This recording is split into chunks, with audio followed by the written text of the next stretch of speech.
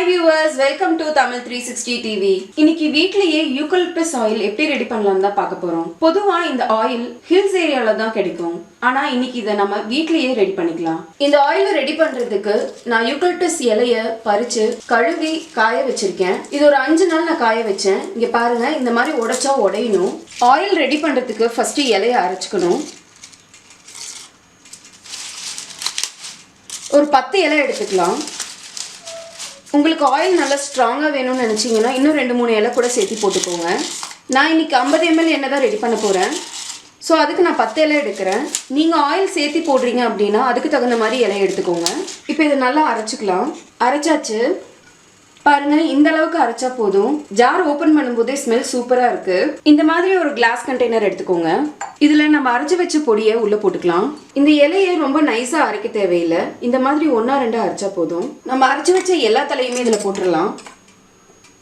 Olive oil 50 ml எடுத்திருக்கேன். எதுக்காக olive oil எடுத்திருக்கேன்னா தைலத்தோட effect நல்லா இருக்கிறதுக்காக தான். நம்ம ஆலிவ் ஆயில இந்த இலையோட கலந்து தேய்க்கும் போது ப்ராப்பரான யூகலிப்டஸ் ஆயில் கிடைக்கும். இப்போ இது இந்த கண்டெய்னர்ல ஊத்திடலாம். பாருங்க, இலையெல்லாம் நல்லா முழுகிருச்சு. இந்த இலை இந்த ஆயில்ல 10 நாள் ஊறட்டும். 10 நாள் கழிச்சிட்டு பார்க்கலாம். 10 days ஆயிடுச்சு. ஆயிலோட கலர் நல்லா சேஞ்ச் ஆயிருக்கு. இப்போ இந்த ஆயில ஒரு சின்ன பேன்ல ஊத்தி சூடு பண்ணிக்கணும். இந்த இலையோடயே போட்டுக்கணும். இது அடுப்பில் வச்சதுக்கு அப்புறமா லைட்டாக சூடேறினா போதும், ரொம்ப கொதிக்க கூடாது. எண்ணெய் லைட்டாக சூடாயிடுச்சு. சூடாகும் போது நல்ல ஸ்மெல் வருது. இப்போ அடுப்பை ஆஃப் பண்ணிக்கலாம். இந்த ஆயில் நல்லா ஆறினதுக்கு அப்புறமா ஒரு கண்டெய்னரில் வடிகட்டி ஊற்றி வச்சுக்கலாம். ஆயில் நல்லா ஆறிடுச்சு. அவ்வளோதான், வடிச்சிட்டேன். இந்த ஆயிலோட கலர் உங்களுக்கு தெரியணுங்கிறதுக்காக நான் கண்ணாடி பவுலில் மாற்றி காட்டுறேன். பாருங்க, ஆயில் எவ்வளோ க்ரீனிஷாக இருக்குன்னு. இந்த கலர் வரணும்னா நம்ம 10 days நல்லா ஊற வச்சாதான் இந்த கலர் வரும்.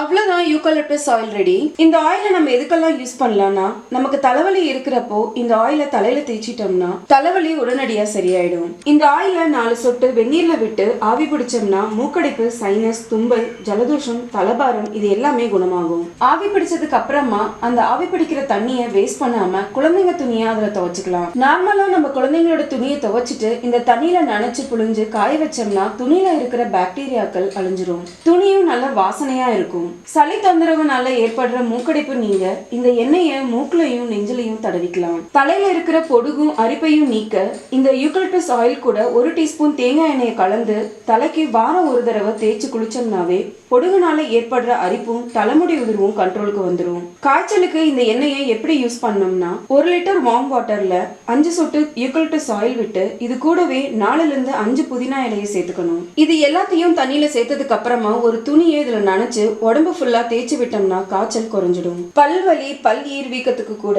இந்த எண்ணெய் நிரந்தர தீர்வா இருக்கும். இந்த எண்ணெயை நம்ம குடிக்க கூடாது. இன்னொரு முக்கியமான விஷயம் என்னன்னா, எப்பவுமே இந்த ஆயில குழந்தைங்களுக்கு தேய்க்கும் போது டைரக்டா யூஸ் பண்ண வேண்டாம். இது கூட கொஞ்சமா தேங்காய் எண்ணெயோ இல்ல ஆலிவ் ஆயிலோ இல்ல வார்ம் வாட்டர்லயோ கலந்துதான் யூஸ் பண்ணணும். இந்த யூகலிப்டஸ் எண்ணெயை சரியான விதத்துல பயன்படுத்தணும்னா அதோட எல்லா பயன்களும் நமக்கு கிடைக்கும். இந்த வீடியோ பார்த்ததுக்கு அப்புறமா நீங்களும் இந்த எண்ணெயை செஞ்சு யூஸ் பண்ணி பார்த்துட்டு உங்களோட ஃபீட்பேக்கை கமெண்ட்ல ஷேர் பண்ணுங்க. இந்த வீடியோ உங்களுக்கு யூஸ்ஃபுல்லா இருந்துச்சுன்னு நினைச்சீங்கன்னா நீங்க விரும்புற ஒருத்தருக்கு இந்த வீடியோ வாட்ஸ்அப்ல ஷேர் பண்ணுங்க. தமிழ்360 டிவியை சப்ஸ்கிரைப் பண்ணலன்னா இப்பவே கீழே இருக்க ரெட் கலர் பட்டனை அழுத்தி சப்ஸ்கிரைப் பண்ணிக்கோங்க. நாங்க அப்லோட் பண்ற வீடியோஸை உடனுக்குடன் தெரிஞ்சுக்கணும்னா மறக்காம பக்கத்துல இருக்க பெல் ஐக்கானையும் கிளிக் பண்ணிக்கோங்க.